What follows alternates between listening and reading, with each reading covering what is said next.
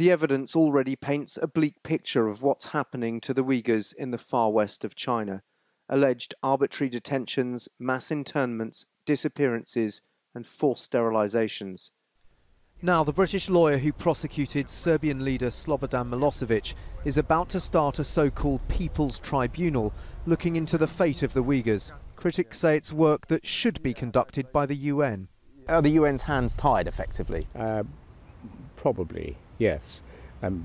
First of all, China has the veto within the Security Council.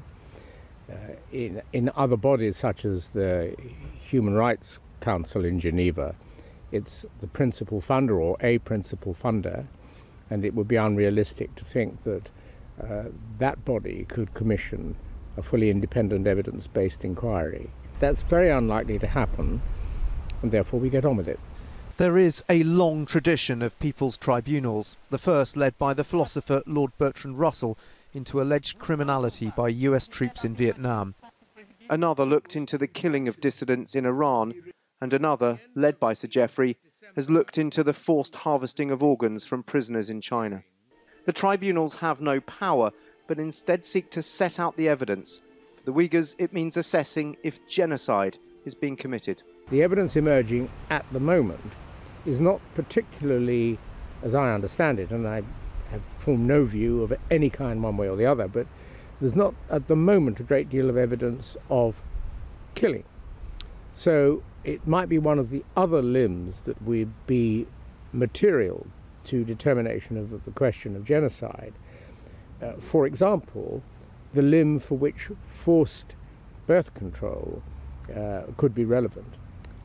And here the issue would become even more complicated because there has been no court decision anywhere in the last 70 years. Given the mounting evidence of atrocities, the chairman of Parliament's Foreign Affairs Select Committee thinks the British government should be doing more to pressure China.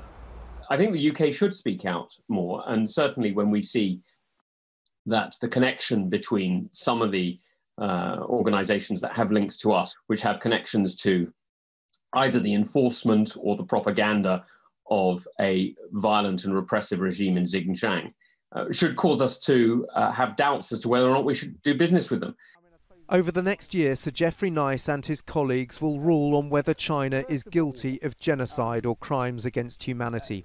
Even without any chance of justice, he argues it is a vital judgment. It's a very big and difficult question, but it doesn't mean it should be dodged. It means it should be confronted. The world may fail to act, but his tribunal will ensure the facts were known. Dan Rivers, News at 10, Kent.